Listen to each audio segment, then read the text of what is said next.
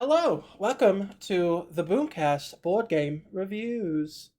Used to be called Mikey's game review and stuff, but this is I'm gonna get them more included in their thoughts and reviews of the game.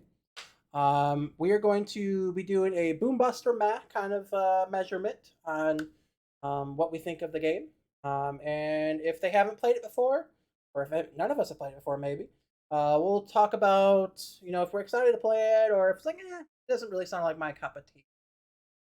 Today's game is one that has been near and dear to our hearts for a while now. It's one I've had in my collection for quite some time. That is Small World. Hey, hey, Woohoo! hey, hey, hey. This Oh, is oh, oh, a oh, oh. Jake likes this game because he has not been defeated in it yet. Um, Anywhoozin, this is a game for 3 to 5 players. Ages 8 and plus.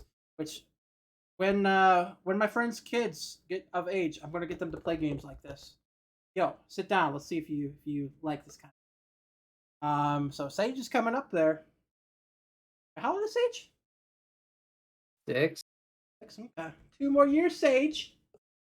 And you're playing Small World. You're gonna beat your dad. She's currently asleep on the. Well, wake her up. It's Small World time.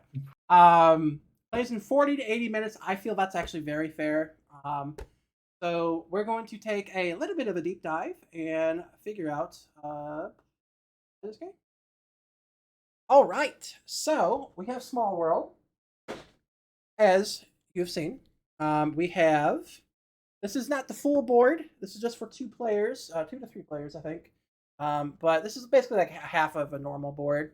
And basically, there's these locations that you and your other players are trying to take over. It is a competitive game. You will be killing a lot of your competitors' chips and units, and yeah, basically you're just going to be taking some people. There's like going to be like a stack of 5 of these. These are the actual races, and they're going to be paired with an ability. It'll look something like this. Okay. And basically, they all have different abilities for the race and different like special abilities that are tied with it. Um, so, for instance, like the Giants, they get they get minus. They have to use -1 unit if they're next to a mountain or if they own a mountain. And they're next, and the one place they're trying to take over is next to a mountain.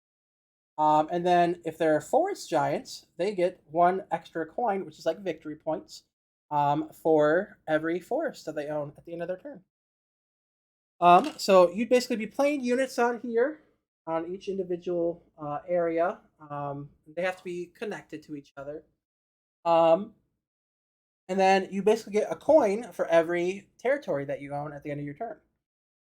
Takes place over 10 turns, typically, and throughout the turn, you're gonna be wearing yourself thinner and thinner to the point where I guess I should flip it this way.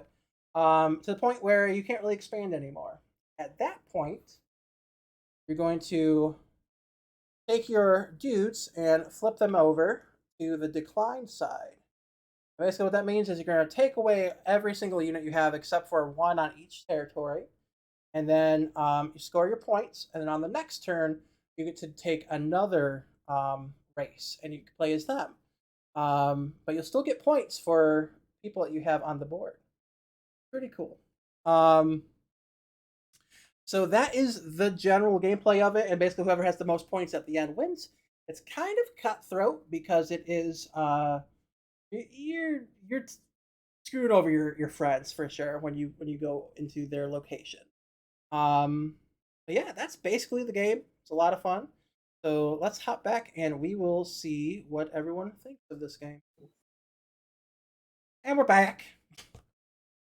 All These right. was quick, Mo. Very, very quick. Um, okay. So right off the bat, both of you have played this, right? I think I've played it maybe like 2 times. Okay. So not very often, not very much, I but I believe I am undefeated in either 5 or 6 attempts. that's impressive. It's been a long time though since I played it. Hmm.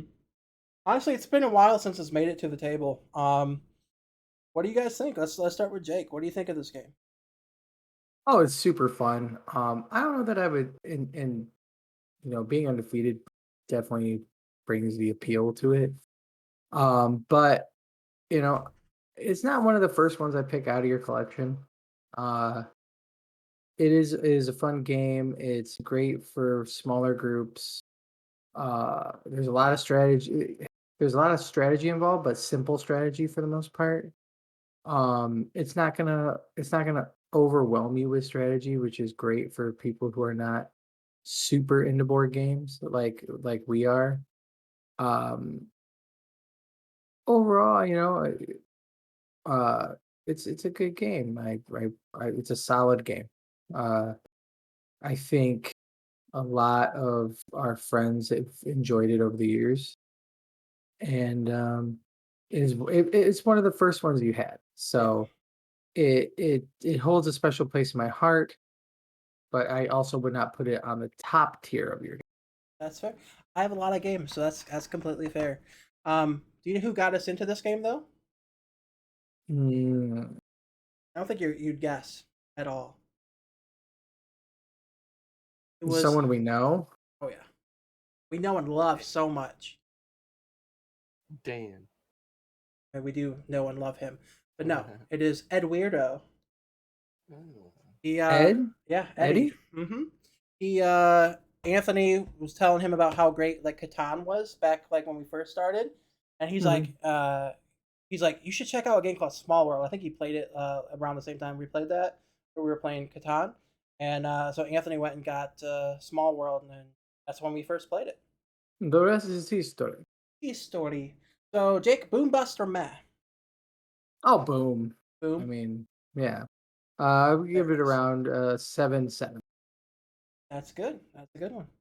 Tyler, I know you said you played it probably a couple times. Do you remember much about it, or enough to give it a review? You think? Um. Well, when you pulled it up, I quickly like opened a tab and like looked it up so I could see like the pieces and everything of the game, Hmm. and it kind of like jogged my memory like a little bit about the game and how it's like laid out and what you do. Um, I mean, the stuff I remember, I know that I enjoyed playing it, Hmm. but like Jake said, like it's not like one of those games where like I come and like I'm like, yeah, let's play Small World because like there's so many other board games that are just like way more appealing and more Yeah. fun to play and just it's like if you pull that game out without asking me if I want to play something and you pulled it out, like I'm gonna play it Yeah. because it's still fun to play, but it's not like gonna be something I'm gonna name off the bat because there's just Not so gonna be many one of other board your games. first choices. Yeah, nah. Okay. But I would say it's a boom. Very nice.